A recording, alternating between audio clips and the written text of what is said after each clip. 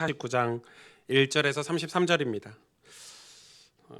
제가 조금 길지만 빠르게 읽어보도록 하겠습니다. 오늘 세례식을 하고 조금 늦어지고 있지만은 하나님 은혜가 큽니다.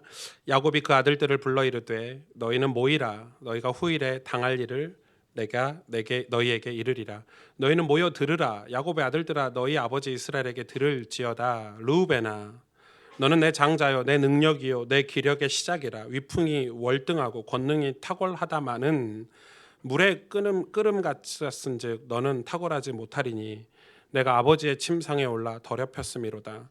그가 내 침상에 올랐었도다. 시므온과 레위는 형제요 그들의 칼은 폭력의 도구로다. 내 호나 그들의 모의에 상관하지 말지어다. 내 영광아 그들의 집회에 참여하지 말지어다. 그들이 그들의 분노대로 사람을 죽이고 그들의 혈기대로 소의 발목 힘줄을 끊었음이로다. 그 노여움이 혹독하니 저주를 받을 것이요 분기가 맹렬하니 저주를 받을 것이라. 내가 그들을 야곱 중에서 나누며 이스라엘 중에서 흩으리로다. 유다야 너는 내 형제의 찬송이 될지라. 내 손이 내 원수의 목을 잡을 것이요 내 아버지의 아들들이 내 앞에 절하리로다. 유다는 사자 새끼로다. 내 아들아 너는 움킨 것을 찢고 올라갔도다. 그가 엎드리고 웅크림이 수사자 같고 암사자 같으니 누가 그를 범할 수 있으랴. 규가 유다를 떠나지 아니하며 통치자의 지팡이가 그 발 사이에서 떠나지 아니하기를 실로가 오시기까지 이르리니 그에게 모든 백성이 복종하리로다. 그의 나귀를 포도나무에 매며 그의 암나귀 새끼를 아름다운 포도나무에 맬 것이며 또 그 옷을 포도주에 빨며 그의 복장을 포도즙에 빨리로다. 그의 눈은 포도주로 인하여 붉겠고 그의 이는 우유로 말미암아 희리로다.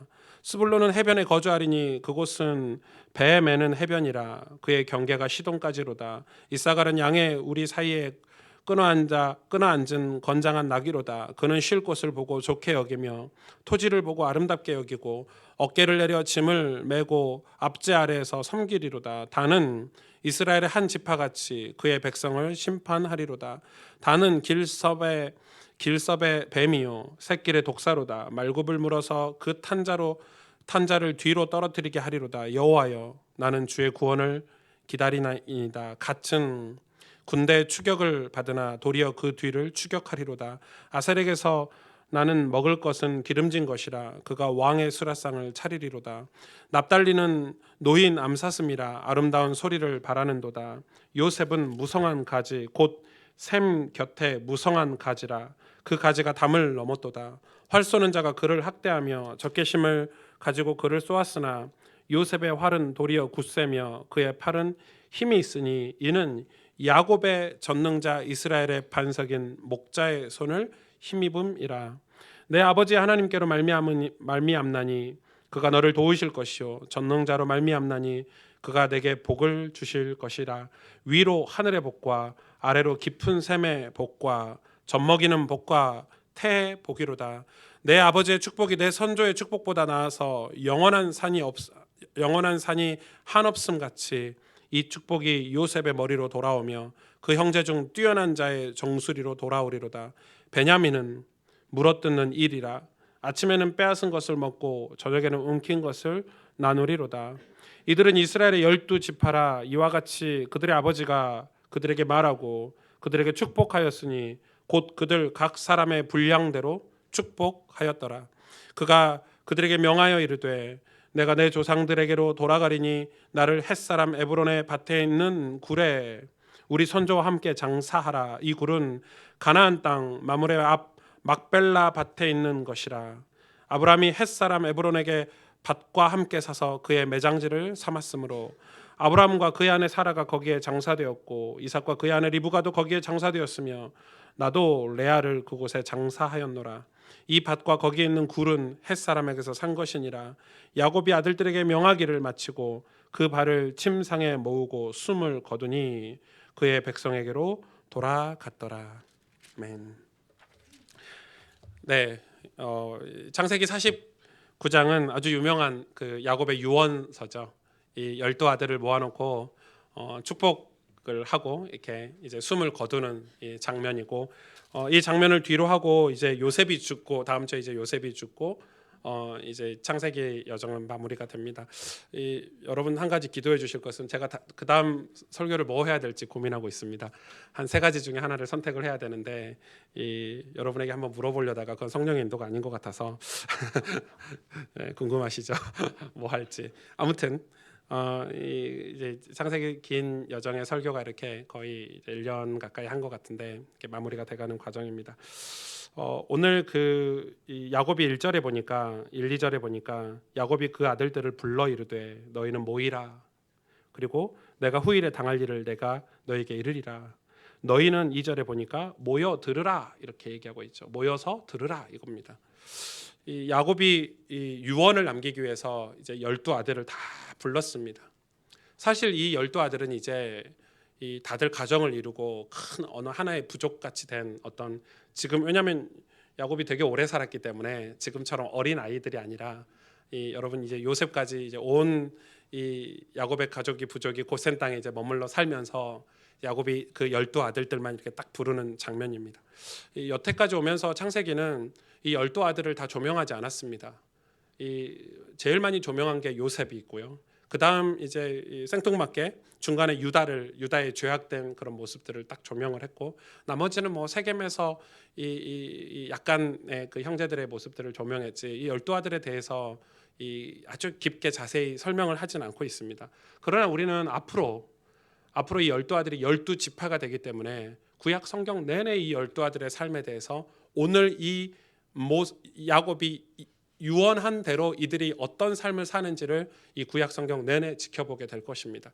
굉장히 중요한 장면이고요. 이건 단지 내 아들들에게 축복기도 해주려고 불러 모은 게 아니라 예언적인 성격이 강한 장입니다. 12지파를 두고 하나님 앞에서 이 지파가 어떤 일을 하고 어떤 사역을 해야 될지 유언하는 그런 장면이기 때문에 그래서 이 12지파가 나중에 오늘 이 축복한 대로 이 야곱이 말씀한 대로 그대로 이 12지파가 형성이 되는 그런 과정들을 우리는 지켜보게 될 것입니다.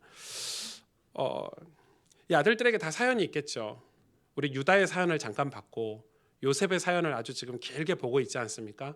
이 요셉은 이런 삶을 살았다. 그러나 우리가 뭐 단이라든지 이 베냐민이라든지 오늘 다른 뭐 시므온이라든지 레위라든지 이런 이 스불론이라든지 이런 이 나머지 12아들에 대해서는 이 성경이 조명하고 있지 않기 때문에 어떤 삶을 살았는지 여태까지 어떻게 살았는지는 모르지만 어찌 됐든 유다의 권유와 유다의 권면으로 인해서 또 유다가 아버지를 모시고 고센 땅으로 간 걸로 인해서 이 12아들은 고센 땅에서 다 안전하게 이 하나님이 요셉을 먼저 보내셔서 이 12지파를 세워 가신다는 그런 언약을 이루시는 장면 속에서 오늘 이 출발을 하게 됩니다. 여러분 우리도 이 12아들들처럼 다 사연이 있죠. 저와 여러분도 다 사연이 있지 않습니까? 사연이라는 건 사람마다 다 다르기 때문에 전부 다 사연이 있어요. 저는 여러분 아마 제 사연을 많이 아실 거예요. 제가 설교 때 늘 이야기를 하니까. 그러나 저는 여러분들의 사연을 잘 몰라요. 제가 겨우 신방 가서 이렇게 얘기해 주시면은 이해하지 더 이상 자세히 묻지도 않아요. 저는 이렇게 제가 시시콜콜 이렇게 캐묻고 이런 성격은 아니라서 여러분이 얘기해 주시면은 그런가 보다 이분이 고향이 어디시구나 이렇게 예수님을 믿으셨구나 이렇게 살아오셨구나 이 정도 사연만 알지 여러분의 그런 인생 스토리를 제가 다 알지 못하죠. 그러나 여기 이 가스펠교회에서 지금 예배드리는 모든 성도님들은 다 각자의 사연이 있어요. 다 인생을 여태 살아오신 인생의 스토리들이 있어요. 똑같은 분이 한 분도 없어요. 우리가 지금 한 교회에서 예배를 드리고 예수님 믿는 것만 똑같을 뿐이지 사연이 다 있어요. 우린 그런 각자의 사연 속에서 지금 인생을 살아가고 있는 거예요. 그러나 오늘 그 사연 속에서 한 가지 잊지 말라는 거예요. 하나님 앞에 모이고 들어야 된다는 거예요. 이건 굉장히 중요해요.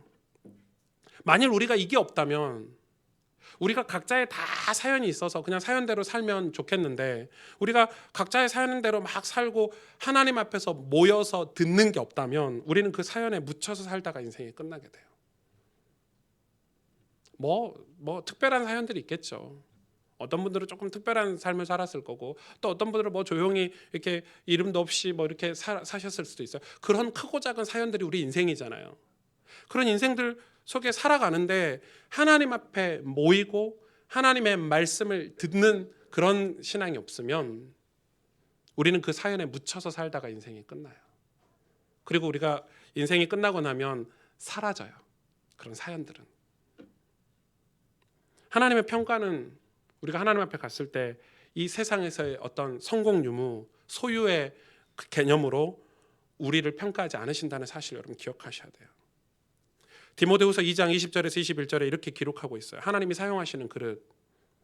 큰 집에는 금그릇과 은그릇뿐만 아니라 나무 그릇과 질그릇도 있어 귀하게 쓰는 것도 있고 천하게 쓰는 것도 있나니 이게 우리의 사연들이죠.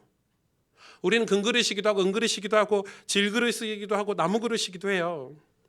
그러므로 누구든지 이런 것에서 자기를 깨끗하게 하면 귀히 쓰는 그릇이 되어 거룩하고 주인의 쓰임에 합당하며 모든 선한 일에 준비함이 되리라.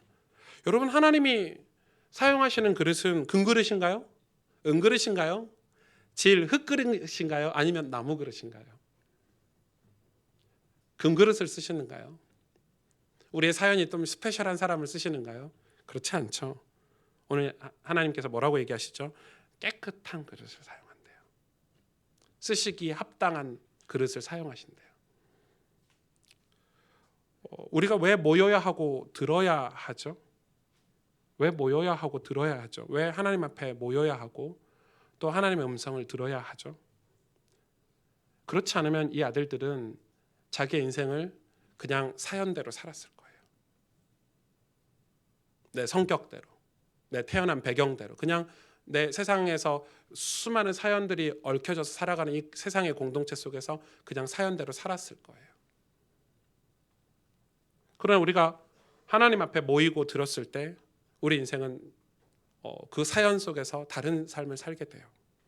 이사야 61장 5절에서 7절에 이렇게 말씀하고 있어요. 외인은 서서 너희 양떼를 칠 것이요 이방 사람은 너희 농부와 포도원 지기가 될 것이나 오직 너희는 여호와의 제사장이라 일컬음을 받을 것이라.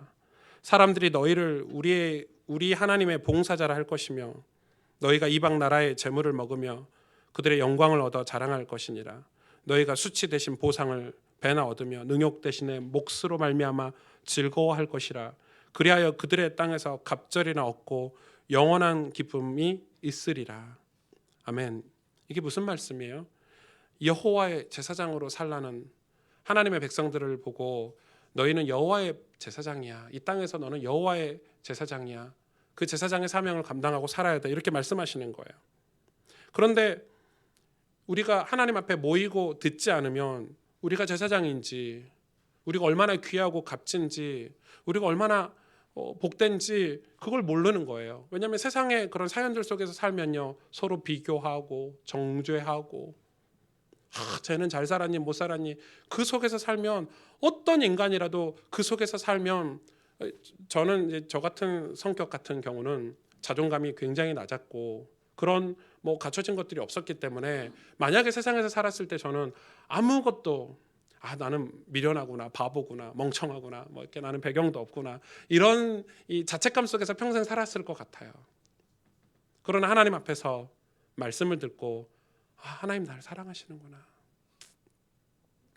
하나님 나를 너무 사랑하시는구나, 그걸 깨닫고 나서 인생은 정말 달라지죠. 하나님이 나를 창조하셨구나, 나는 정말 귀하고 복된 하나님이 예수 그리스도의 피값으로 사신 하나님 당신의 거룩하고 존귀한 자녀구나. 그때부터는 저는 이 세상 사람들과 비교하는 삶이 아니라 제 인생을 살기 시작할 수 있었어요. 그건 영적인 자존감이죠. 남과 비교하는 삶이 아니라 하나님 앞에서 살아가기 시작한 거예요. 그게 굉장히 중요하죠. 하나님 앞에서 살아야 되는 거예요. 그래서 이 설교, 저희 교회 어떤 사역, 가스펠 교회 처음 오신 분들은 저희 교회가 조금 독특한 게 아니죠. 저희 교회가 이게 뭐지? 이렇게 생각이 들 거예요. 어려워요. 제가 굉장히 어려운 사역을 하고 있는데 저는 저희 교회 성도님들을 저희 설교와 저희 모든 사역을 통해서 하나님 앞으로 인도하고 싶어요. 여러분이 하나님을 바라보도록 만들어주고 싶어요. 그러면 하나님 앞으로 인도하고 하나님 앞에 바라보는데 그건 제 시간표가 아니잖아요.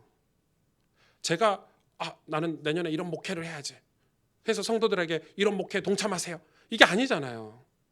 각자의 시간표가 있는 거예요. 때로는 기다려야 될 때가 있고, 때로는 급하게 설명해야 될 때가 있고.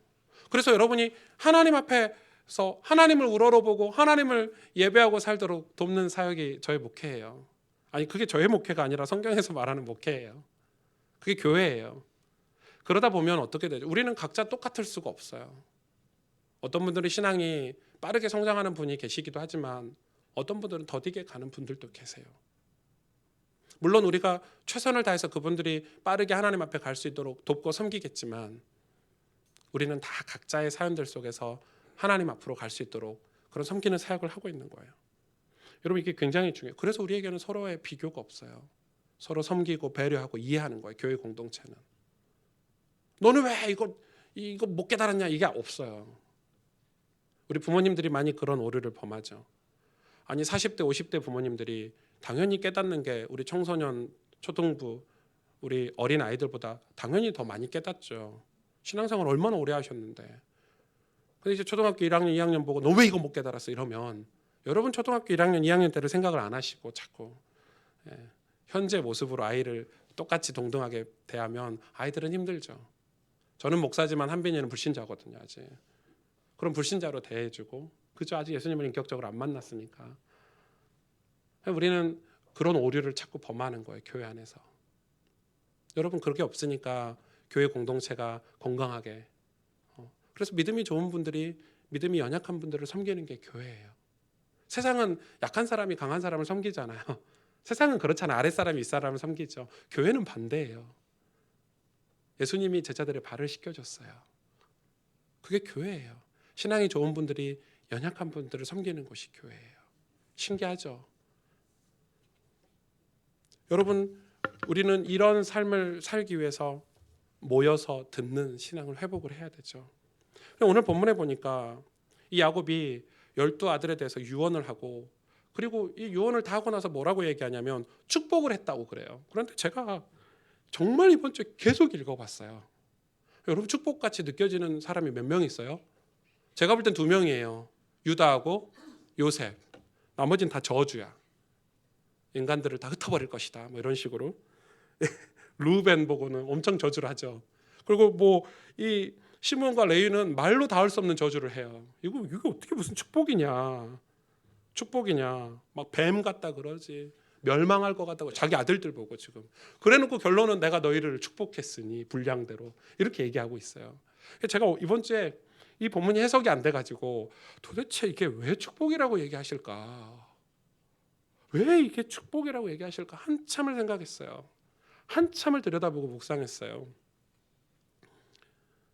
이 오늘 사실 이 12지파는 이 개인 아들들 개인에게 하신 메시지도 있지만은 예언적인 성격이 더 강해요. 이 지파들에 대한 예언들이거든요. 이 지파들마다 고유한 사역들과 어떤 이 지파들에게 맡겨준 분량들이 있었어요. 그거 굉장히 중요해요. 이제 저희가 민수기, 신명기, 레위기를 설교하면 이 지파들이 각자 어떤 역할을 했고 어떤 사역을 했는지 이걸 우리가 공부를 해야 돼요. 반드시. 이걸 해야 우리 신앙의 정체성을 확인할 수 있거든요. 그런 내용들을 오늘 설명을 하는 거예요. 하나님은 각 지파에게 고유한 사역들을 맡기셨어요. 그런데 가만 보면 그들의 그런 사연들, 이 아들들의 신앙 생활, 이 아들들의 인생들 속에서 어떤 신앙 생활을 했냐에 따라 맡겨진 사역들이 달랐어요. 지금 오늘 우리에게 그걸 보여주시는 거예요. 그리고 그것들에 대한 축복도 좀 달랐어요. 대표적으로 몇 명만 살펴볼게요. 시간이 없으니까. 장자인 루벤은 장자예요. 근데 오늘 3절에 보니까 이렇게 얘기하고 있어요. 루벤아, 너는 내 장자요, 내 능력이요, 내 기력의 시작이라. 위풍이 월등하고 권능이 탁월하다마는. 이 루벤은 태어날 때 어떻게 태어났냐면 기력의 시작이래요. 당연히 뭐 야곱에게 기력이, 그리고 월등했대요. 힘이 월등하고 능력이 월등했대요. 그런데 뭐라고 얘기해요? 너는 물에 끓음 같다. 끓었다가 식어버렸다는 거예요. 이 바로 저주를 하죠. 너는 그렇게 위풍이든 권능이든 능력이든 모든 부분에 탁월했는데 이제는 탁월하지 못하게 됐다. 그러면서 얘기하죠. 네가 아버지의 침상을 더럽혔다. 여러분, 루벤은 이 야곱의 첩을 범했죠. 큰 죄를 졌어요. 뭐 그런 거예요. 시므온과 레위를 볼까요? 시므온과 레위는 한 묶었어요, 세트로. 그럼 굉장히 중요한 메시지가 있다는 걸 제가 시므온과 레위에 관한 성경을 다 찾아본다고 이번 주 시간이 너무 많이 걸렸는데, 시므온과 레위를 왜 세트로 묶었는지, 그를 형제요, 그러면서 뭐라고 합니까? 그들의 칼은 폭력의 도구로다. 6절에 내 호나 그들의 모의에 상관하지 말지어다. 내 영광아 그들의 집회에 참여하지 말지어다. 그들이 그들의 분노대로 사람을 죽이고 그들의 혈기대로 소의 발목 힘줄을 끊었음이로다. 그 노여움이 혹독하니 저주를 받을 것이요. 내가 그들을 야곱 중에서 나누며 이스라엘 중에서 흩으리로다. 이게 어떻게 축복입니까? 자기 자녀에게. 이 시몬과 레위가 왜 이런 저주를 받았는지 아시죠? 세겜에서 다 까먹으셨어요? 네.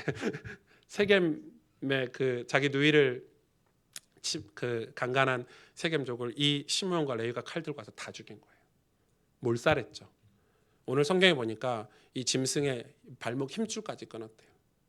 뭐 그런 해석도 되고, 그리고 이 세겜이 이런 이 소를 상징하는 민족이래요. 발목 힘줄까지 끊어버리고 완전 잔인하게 다시는 일어서지 못하도록 칼로 다 도륙해 버렸죠. 아주 잔인하게. 그러면서 저주하는 거예요. 이 모임에 영광이 임하지 않을 것이다. 너희들이 아무리 작당하고 모여서 이 민족을 세워보려고 애써도 너희는 다시는 회복하지 못할 거야. 근데 무섭죠. 이 저주대로 그대로 돼요. 특히 여러분, 이 시므온은 이 나중에 민수기 신명기에 가면은 다른 지파들은 숫자가 불어나고 커지는데 시므온 지파만 숫자가 계속 줄어요. 놀라워요. 시므온 지파만 숫자가 계속 줄어요. 그리고 나중에 어떻게 되죠? 지분을 할당 못 받죠. 가나안에 입성했을 때 시므온은 지분 할당 못 받아요. 결국 이 시므온 지파는 유다 지파로 흡수하고 통합돼요. 통합돼 버려요. 사라져 버려요. 저주대로. 왜요? 그들의 혈기대로 살았어요. 분노대로 사람을 죽였어요. 여러분, 지금 제가 이 르우벤과 시몬에 대해서만 얘기를 했는데 여러분 어떻게 느끼세요? 우리도 사실 이런 삶이잖아요. 르우벤 같이 많은 걸 가지고 능력을 가지고 힘을 가졌는데 이 르우벤은 그런 힘과 능력을 어디에 이용했어요? 아버지 첩을 범하고 이 동생들을 괴롭히고 요셉을 괴롭히는 일에 썼어요. 이 시몬은 그 세겜에서 사람을 죽이고 회개했어요? 아니, 회개하지 않았어요? 회개하지 않았어요. 아직도 혈기가 있고 아직도 자기 분노대로 사는 거예요. 지금 그걸 성광하는 거예요. 그런데 보세요. 똑같이 한 세트로, 형제이기 때문에 한 세트로 저주를 받은 레위. 이 레위는 놀라워요. 레위도 시몬과 같이 이 사람이 줄고요. 나중에는 이 레위는 이 나머지 지파에 다 흩어져서 살게 됐어요. 그럼 여러분, 지파가 사라졌어요. 다른 형제들은 큰 민족을 이루고 지파 땅을 할당받았는데 레위는 이 시몬과 똑같이 그래도 이 시몬은 유다 지파로 흡수 통합된 거지. 이 레위는 아예 다 흩어져 버렸어요. 전 지파에 다 이렇게 가족들이 뿔뿔이 흩어졌어요. 그렇죠. 그런데 아시죠? 이 레위 지파가 나중에 하나님이 제사장의 가문을 세울 때 이 레위 지파를 선정하세요. 아니, 르우벤 지파도 있고 뭐 단 지파도 있고 많은 지파들이 있잖아요. 강한 지파들이 있잖아요. 큰 지파들을 세울 수 있지만 하나님이 제사장 가문을 세우실 때 이 레위 지파를 선정하세요. 목회자 가문을 세울 때 이런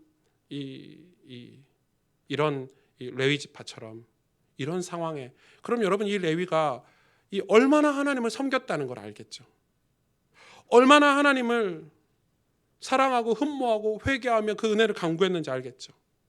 제사장 지파로 선정되어서 하나님을 예배하는 일에 쓰임받는 영광스러운 직분을 받게 돼요. 무슨 여러분 유언을 하는데 아들들에게 축복을 말해야 할 자리인데 이런 저주 같은 내용을 말하는가. 우리에게 주신 메시지가 엄청 커요. 사실 우리도 전부 이런 사연이 있잖아요.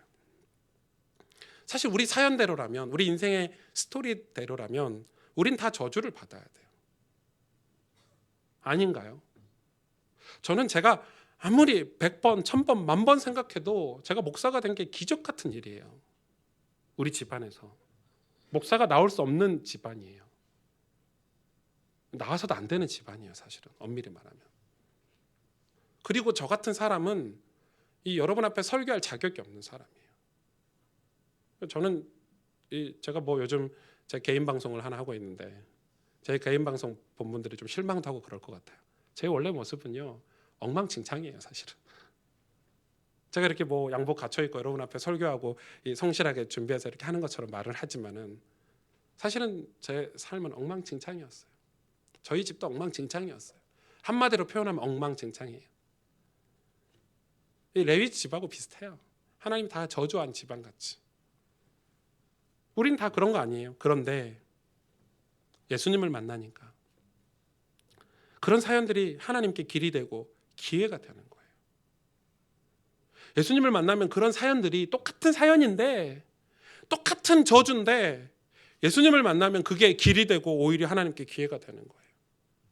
사람들은 모두가 다 잘 되길 바래요. 맞아요. 다 잘 돼야 돼요. 내 자녀들이 아무 문제 없이 잘 크길 바라고 또 남부러울 것 없이 살기를 바래요. 그게 우리 인생의 어떤 소망 아닙니까, 사실은? 그런데 그것이 꼭 축복이라고 볼 수는 없는 거예요.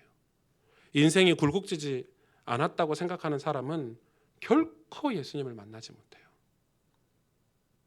내 인생의 이 사연이 고난과 고통이라고 느끼지 못하는 사람은 결코 하나님을 예배하고 섬기지 못해요. 저만 해도 그래요. 조금만 일이 잘 풀려가지고 교만하잖아요. 하나님 안 찾아요. 그래서 이 자녀들이 지금 야곱이 이 자녀들에게 이 저주의 얘기를 한 것은 이 자녀들을 향한 야곱의 사랑이에요. 아니, 하나님의 축복이에요. 여러분, 우리는 하나님을 섬겨야 돼요. 하나님을 예배하고 살아야 돼요. 여러분이 믿지 않으실 수 있지만 우리의 죽음 뒤에는 영원한 세계가 있어요. 무한대의 세계가 있어요. 이 땅에서는 유한한 세계예요. 우린 다 죽게 돼 있어요. 그러나 여러분 죽음 뒤에는 영원해요. 끝이 없는 영원. 그게 이 땅에서 다 결정이 돼요. 그렇기 때문에 하나님 입장에서는 우리가 예수님을 믿고 우리가 하나님 앞에 모여 그의 음성을 듣고 사는 삶을 살기 위해서 우리 인생에 수많은 사연들을 주시는 거예요. 굴곡진 인생, 그게 어쩌면 축복일 수 있어요. 그런데 그 굴곡진 인생 중에서도 한쪽은 시므온처럼 사는 사람이 있고 한쪽은 레위처럼 사는 사람이 있어요. 다르는 거예요. 존 파이퍼라는 목사님께서 쓴 책이죠. 하나님을 기뻐하라라는 책이 있는데 그 책에 보니까 이렇게 기록돼 있어요.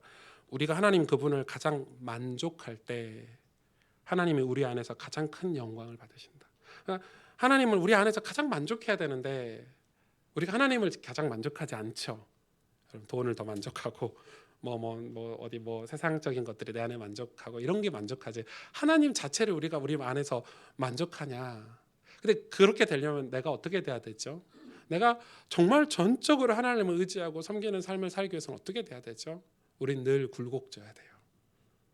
이게 육적인 걸 얘기하는 게 아니에요. 우린 늘 가난해야 돼요. 뭐가요? 심령이.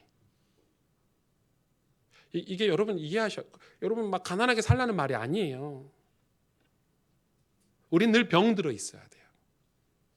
그래야 늘 의사를 찾듯이 우리의 심령이 죄인이라는 걸 늘 깨달아야 보혈을 찾아요. 예수 그리스도의 보혈을 찾아요. 여러분 이게 정말 예수 믿는 걸 제가 오늘 본문을 통해서 설명하는데 이게 여러분에게 정말 이해되기를 축복해요. 이게 잘 안 되시죠? 여러분 그런 교회 가셔야 되는데 예배 잘 드리면 하나님 축복하십니다. 이런 거 있잖아요.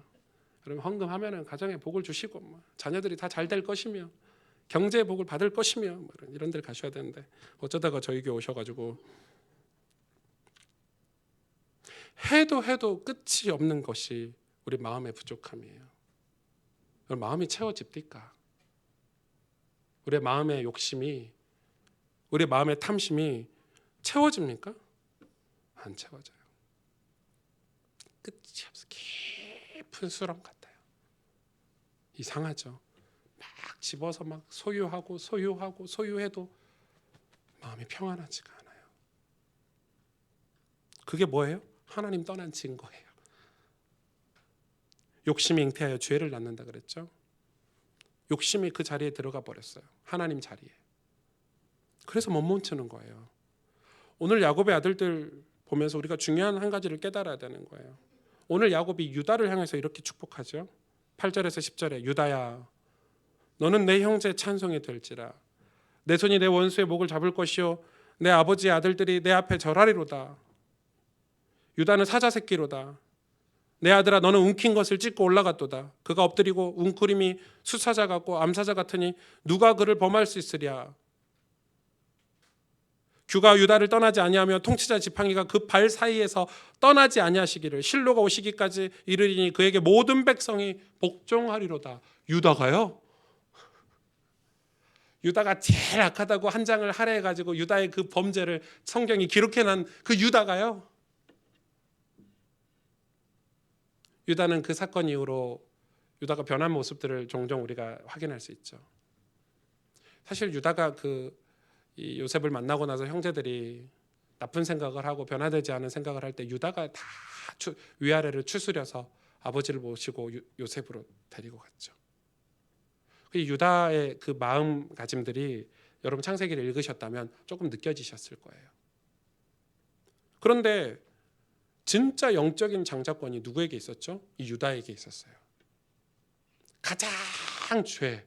가장 더러워 죄를 지은 유다. 그 유다가 뭐라고 회개하죠? 그 며느리 다말을 보고 내가 옳도다. 하나님 당신이 옳습니다. 하나님 앞에 항복하죠. 그 뒤로 유다는 변화된 삶을 살았어요. 육신의 장자, 육신의 형들이 있었지만 영적인 장자 역할을 하면서 유다는 살았어요. 그래서 이 유다는 이런 어마어마한 실수를 했지만 사실 유다 같은 이런 실수를 하면 여러분 얼마나 별 볼 일 없고 초라한 그런 삶인가요? 그런 유다가 그리스도의 족보가 된 거예요. 사실 유다는 그 사건으로 인해서 굉장히 고달픈 삶을 살았을 거예요. 그런데 그 고달픈 삶이 항상 하나님을 예배하고 하나님을 향해서 갈 때 그리고 하나님을 어렴풋이 알아가고 그러면서 점차 깨달아간 거예요. 육신의 그런 언약, 육신의 삶에서 점차 오실 메시아, 아버지가 얘기한, 하나버지가 얘기한, 아브라함이 얘기한 도대체 요셉을 통해서 하신 이 일들, 이게 도대체 무슨 일인가 유다는 점차 깨달아갔을 거예요. 이 세상에 예수 그리스도가 오셔야 우리가 구원을 받는 거구나. 예수 그리스도가 아니면 우리는 살 수 없구나. 유다가 점차 깨달아가는 거예요. 사실 육신의 장자권은 이 르우벤의 장자권을 뺏어가지고 이 야곱이 이 요셉에게 다 주거든요. 이 요셉의 축복은 우리가 다 알다시피 엄청난 축복이에요. 뭐 너는 담장나무 너머로 뻗은 나무 가지에 푸른 이 알죠? 야곱의 축복이란 찬양인데 복음성가인데 그게 지금 요셉의 축복이에요. 요셉에게 야곱이 축복한 내용이에요. 그런데 이 요셉의 가문은 진짜 놀랍죠. 점차 사라져요. 진짜 신기해요. 놀랍고 또 놀라워요. 그런데 이 유다의 이 영적인 장자권이 얼마나 강력하냐면 유다의 족보가 여러분 제가 아는 사람만 얘기해 볼까요? 갈렙, 다윗, 사드락, 메삭, 아벳느고, 다니엘 그리고 누구예요? 예수 그리스도. 어떻게 이렇게 놀라운 일이 벌어질 수 있어요?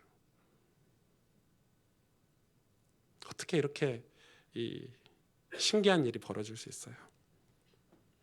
오늘 본문 창세기 49장 29절 한번 보실래요? 29절에 보면 27절에 보면 이렇게 기록하고 있어요. 27절이요. 29절이죠. 29절에 보면 28절이네요. 이들은 28절 이스라엘의 12지파라 이와 같이 그들의 아버지가 그들에게 말하고 그들에게 축복하였으니 곧 그들 각 사람의 분량대로 축복하였더라. 이 각 사람의 분량대로 축복했대요. 여러분 인생은 각 사람마다 분량이 있다는 거예요. 각 사람마다 다 사연이 있다는 거예요. 태어난 곳이 다르고 배경이 다르고 성격이 다르고 성품이 다르고 우리가 세상에서 이루는 길도 다 달라요. 어떤 분들은 뭐 사업을 할 수 있고 어떤 분들은 직장 생활을 할 수도 있고 어떤 분들은 뭐 공무원이 될 수 있고 그게 각 사람의 다 분량이에요. 그런데 이 영적인 분량이 있겠죠. 하나님 우리에게 맡겨주신 사명도 다 각 사람마다 분량이 달라요. 누구는 지도자가 돼서 이 사명을 감당할 수 있지만 어떤 분들은 이름도 빛도 없이 가정에서 보이지 않는 곳에서 영혼을 사랑하고 복음을 전하면서 사는 분들도 계세요. 이름이 드러나지 않는 분들도 계세요. 다 우리가 다 엘리트가 될 수가 없잖아요. 그러나 보이지 않는 곳에 섬기는 그분들이 이 엘리트들 뭐 크게 쓰임받는 사람들보다 하나님 앞에서 상금 받는 일은 모르는 거예요. 왜냐하면 그건 성경이 얘기하고 있어요. 우린 다 금그릇 갖고 은그릇 갖고 질그릇 갖고 나무그릇 이게 다 분량이에요. 하나님이 어쩌면 이걸 우리 인생에 정해놓으셨을 수 있어요. 넌 질그릇이야. 아 기분 나빠. 아 난 금그릇이고 싶은데. 나 은그릇이고 싶은데. 요즘은 뭐 금그릇은 취급도 안 하죠. 난 다이아몬드 그릇이고 싶은데. 이렇게. 그런데 성경은 그런 그릇을 쓰시는 게 아니라는 거예요. 깨끗한 그릇을 쓰신대요. 누가 깨끗한 그릇인가요? 여러분 우리가 깨끗해질 수 있나요? 그래요. 맞아요. 우리는 항상 하나님 앞에서 초라하게 살아야 돼요. 이거 영적인 거예요. 부족하게 살아야 돼요. 그래야 내 안에서 하나님께서 큰 영광을 받으실 수 있어요. 그래야 우리가 하나님을 의지하고 바라보고 살 수 있어요. 이 초라함은 결코 가난을 얘기하는 게 아니에요. 질병을 뜻하는 것도 아니에요. 그러나 심지어 가난과 질병까지도 하나님께서 사용하세요. 아무리 훌륭하게 태어나서 금그릇이었다 하더라도 르우벤처럼 시므온처럼 르우벤은 엄청난 태어날 때부터 이 능력을 갖고 태어났어요. 시므온은 이 레위와 함께 칼을 엄청 잘 쓰는 실력자였어요. 기능을 가지고 있는 사람이었죠. 그런데 회개가 없고 교만한 삶을 살다가 그의 그릇들은 그의 금그릇, 은그릇 같은 그런 그릇들은 점차 더러워지기 시작했어요. 하나님과 멀어지면 더러워지는 거예요. 우리는 우리 스스로 정화할 능력이 없어요. 우리 스스로 우리 인생이 깨끗해지거나 더러워지게 할 자격 자체가 없어요. 우리가 깨끗해질 수 있는 유일한 길은 예수 그리스도밖에 없어요. 그 보혈의 은혜로 우리가 치유되지 않고 그 보혈의 은혜로 우리가 씻김받지 않으면 우리는 결코 거룩해질 수가 없어요. 그의 공로로만 우리는 구원받을 수 있고 예수 공로로만 우리는 천국에 입성할 수 있어요.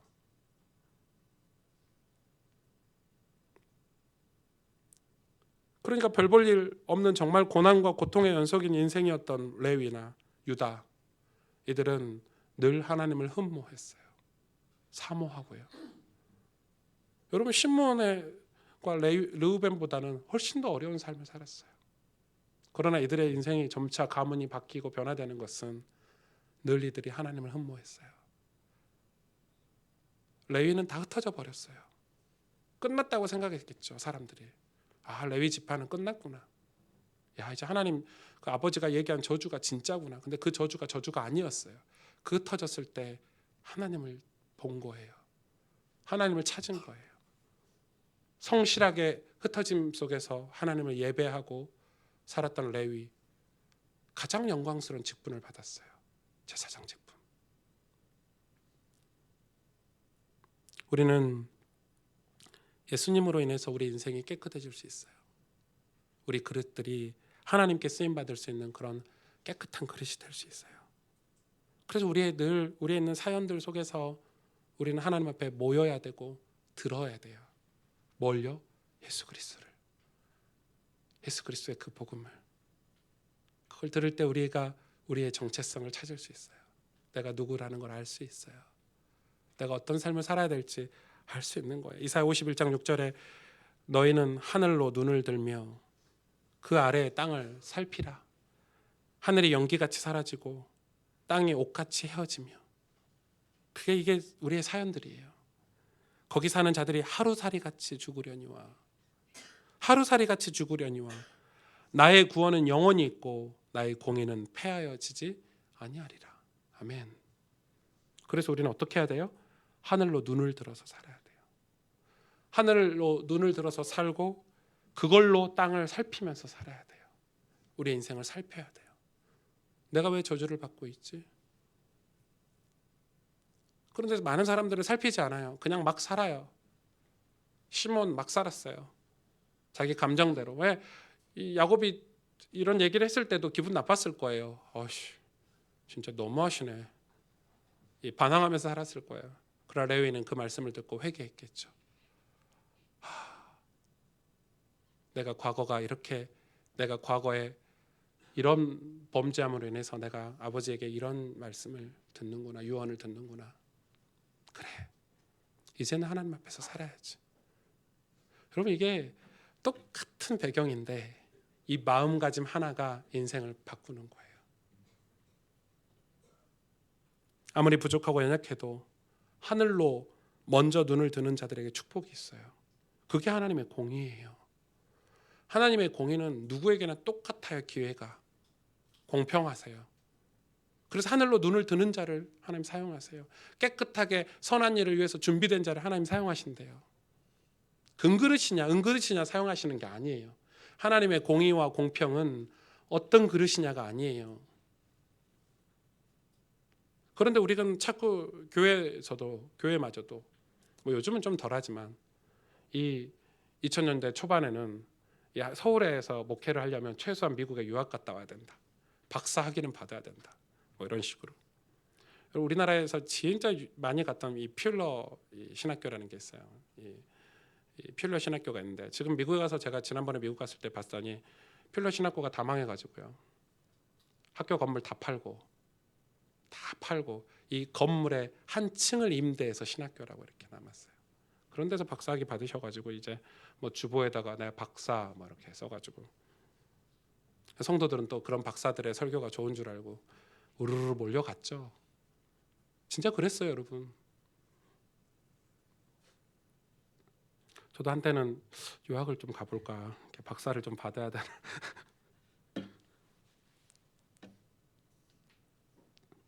우리의 삶을 바꾸는 것은 우리의 마음이에요. 사실 이런 얘기들을 많이 하잖아요. 저도 어젯밤에 어떤 분이 상담을 하시는데 너무 힘들다는 거예요. 자꾸 사람들이 어떤 껍데기로 포장을 해버리는 거예요. 프레임을 걸어버리는 거예요. 응답받았다, 결론이 났다. 그렇게 말하는데 그건 사실 틀린 말이에요. 결론이 나지 않았어요. 끝나지 않았어요. 완전 저주하는 거죠. 끝난 것처럼. 뭐 이런 식이에요. 나는 지금 내가 얼마나 인도받고 있는 줄 알아? 너는 왜 이렇게 인도를 못 받아? 그래서 그 인도받는 기준이 뭐냐면 나는 훈련을 받고 있고 뭐 기도 수첩을 사서 보고 있고 뭐 그런 거예요. 그런 걸로 사람을 평가하고 나누는 거예요. 사실 그건 껍데기예요. 껍데기로 사람을 평가해서는 안 돼요. 그 사람이 정말 하나님으로 기뻐하고 감사하며 하나님 앞에 서서 산다면 그 열매는 하나님이 맺게 하시는 거예요. 그게 진짜 열매예요. 그 열매를 우리 사람이 미리 평가할 필요가 없어요. 그건 역사 속에 드러나요.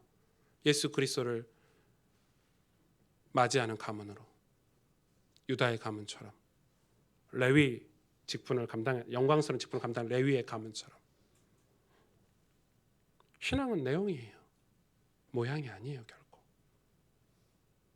그래서 자기의 이익을 방도로 이 경건을 사용하면 그 경건은 진짜 쓸모없는 악한 게 돼요.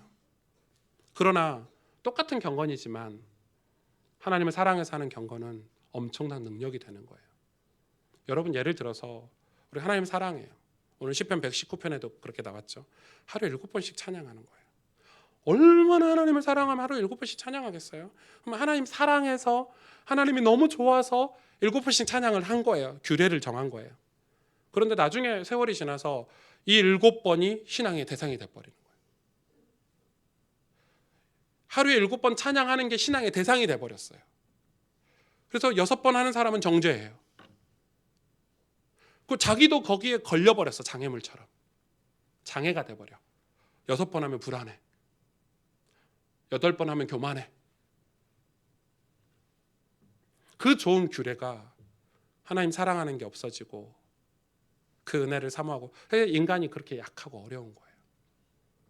여러분, 우리는 좋은 시스템을 만들어야 돼요. 교회도 그런 시스템을 만들어야 되겠죠. 공동체니까, 조직이니까. 그러나 그걸 종교 대상으로 삼으면 안 돼요. 그걸 신앙의 대상으로 삼으면 안 돼요. 우리의 신앙의 대상은 항상 하나님이에요. 사람이 아니에요. 목사가 아니에요. 우리의 신앙의 대상은 주 예수 그리스도예요. 그분을 사랑하고 흠모하는 마음. 그래서 구약의 역사는 그걸 회복했냐 회복하지 않았냐로 모든 역사가 다 판가름나요.